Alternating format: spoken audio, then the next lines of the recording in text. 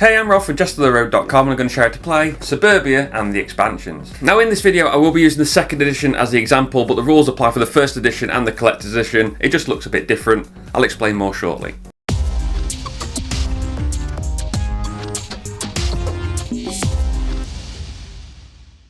Suburbia is a game for 1 to 5 players, plays in about 90 minutes, is designed by Ted Alspach and is published by BGG Games. You plan, build and develop a small town into a major metropolis by laying tiles representing different residential, commercial, civic and industrial areas while managing the income, reputation and population of your growing borough. The player with the largest population at the end of the game is the winner. In this video I'll go through the rules of the base game of Suburbia, including the rules from Suburbia Inc. Then I will include the very few changes to the game playing with the 5-star expansion, including the setup for 5-player game. And after that I'll cover the base game solo rules. So be sure to increase the population of this channel by hitting subscribe, increase the reputation of this video by hitting like, and of course increase the income of questions and queries in the comment section. On with the video.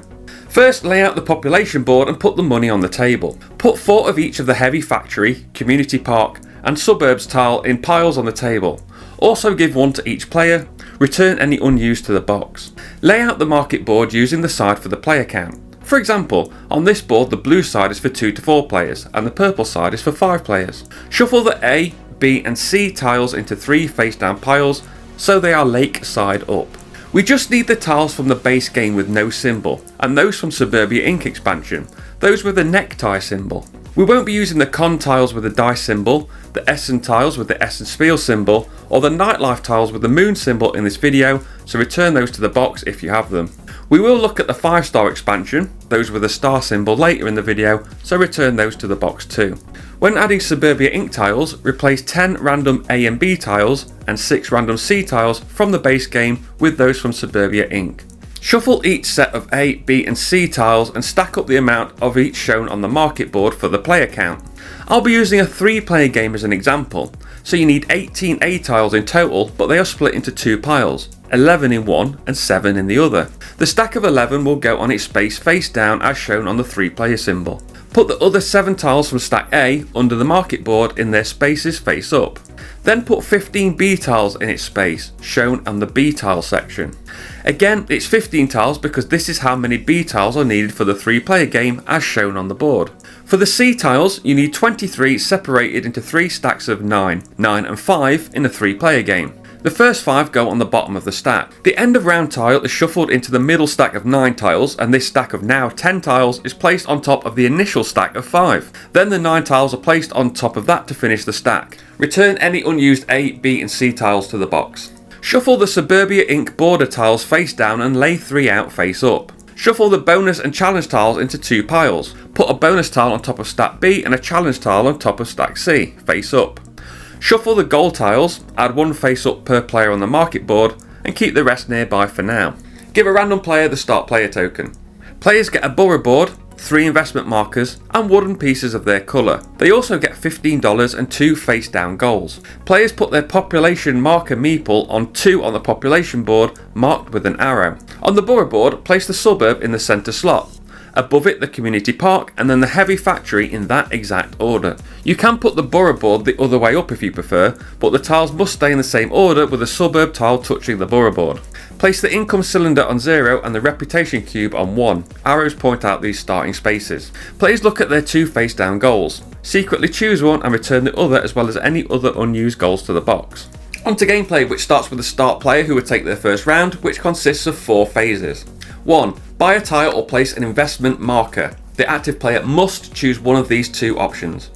To buy a tile from the real estate market, choose one from those available, pay the cost on the tile plus the real estate market cost. For example, this office building costs 9 and the real estate cost is 2 for a total of $11. Place the tile in your borough. I'll go through the full tile placement rule shortly, after looking at all the different tiles we can buy in this phase. Another option is to buy one of the 3 basic tiles. Take either a suburb, community park or heavy factory from those available, pay the cost of the tile and place it in your borough. After doing this, pay just the real estate market cost of a tile and discard it, ensuring 1 tile leaves this row on each player's turn. To take a tile as a lake, choose and pay just the real estate market cost of any tile, flip it over to the lake side and place the tile in your borough. So that's the way to get tiles, but before we look at how you get borders and how you place investment markers, let's look at how you place those tiles. Take the tile as described and add it to your borough. It must touch at least one edge of a tile already there. And now you apply the effects of that tile, and the main rule is you start with that tile itself and work your way outwards. First, adjust for the immediate effect shown in the top right of the tile. For example, the office building increases your income by 1. The county assessor increases your reputation by 4. These are in circles and squares matching the marker used on the respective tracks of your borough board. A red icon highlights that this reduces the respective track. For example, the cemetery reduces your population by 2. The population is marked by the meeple on the population track, which again matches the symbol on the tile. Next, adjust for the conditional effect shown on the bottom of the tile. For example, the city assessor will give you $2 from the supply for each tile of the listed type anywhere in your borough, including the city assessor tile itself.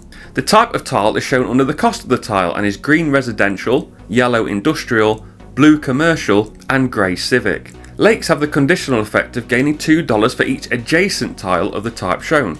After fully resolving the newly placed tile, you then check tiles adjacent to that tile. For example, if you place the new tile next to a lake, the lake will now give you $2 for the newly placed tile. The office building will increase your income if you place a blue commercial building adjacent to it. Next, adjust according to other tiles in your borough. For example, if you have the county assessor in your borough and you play 4 listed building types, you gain another $2.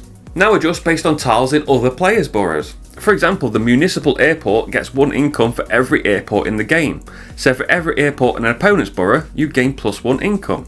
Next, see if your newly placed tile affects tiles in other players' boroughs. For example, the farm gives 1 income for every restaurant icon. So if a player has a farm and you add this fast food restaurant, they increase their income by 1. Instead of taking a regular tile, you can instead take a border tile. Pay the cost of the border shown here on the left and add it to your borough. Remember to pay the real estate market cost of a tile and discard it so 1 tile leaves this row each player turn. To place a border, put it next to at least 1 tile, not next to or overlapping another border tile. They are their own thing and do not count as industrial, commercial, residential or civic tiles. Only the 4 slots on the border shown here with lakes are considered adjacent to the border. You may also take a border for free and flip it face down to take it as a lake. If you do take a border as a lake, it is no longer considered a border but is considered a lake for the purposes of scoring. Instead of taking any tiles, you could place an investment marker on a tile or border in your borough that doesn't have an investment marker on it already. Pay the cost of that tile again and gain the benefit of that tile only once again. For example, the community pot will give an additional -1 income but an additional +1 reputation for each adjacent industrial, residential and commercial tile. Keep in mind this doubles the effect on the invested tile only and doesn't double the tile for the purposes of resolving other tiles. So once you're finished placing your tile, border or investment marker, you move on to phase 2, collect or pay money.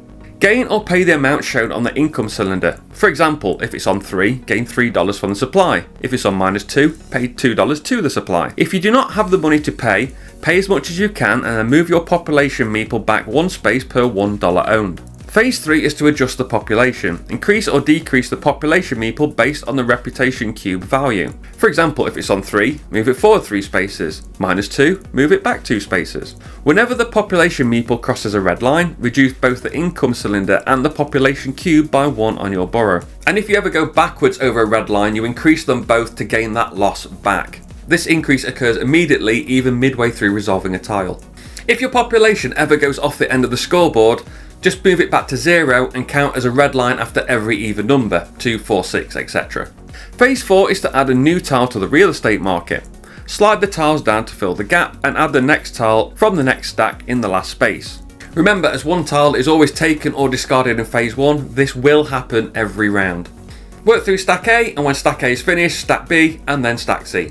When the active players completed phase 4, refilling the real estate market, they end their turn and play continues clockwise. When the top tile of stack B will be put into the real estate market, players first score the bonus. These bonuses can be scored by all players and increase income. For example, for this bonus, every player that has at least 2 lakes will increase their income by 3.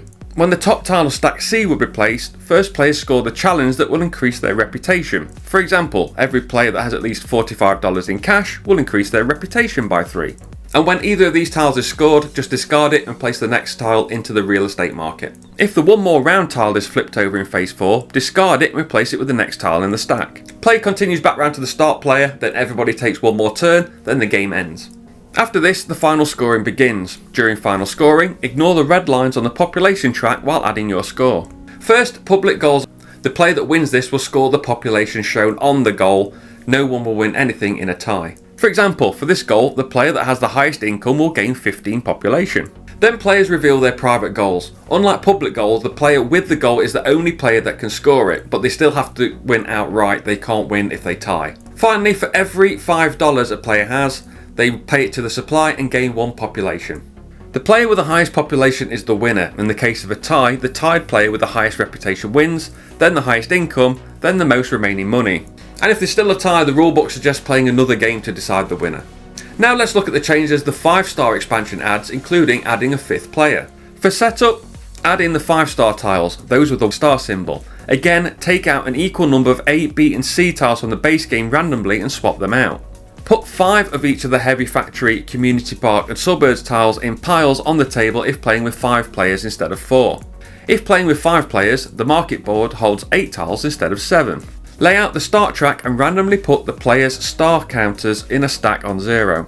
Give the turn order tokens to each player in turn order, which is top to bottom on the star stack, with the top going first. During gameplay, if you place a tile with gold stars in your borough, move up that many spaces on the star track, putting it on top of any token already there. Landing on or passing a +1 income or +1 reputation icon on the track will give that player that reward immediately.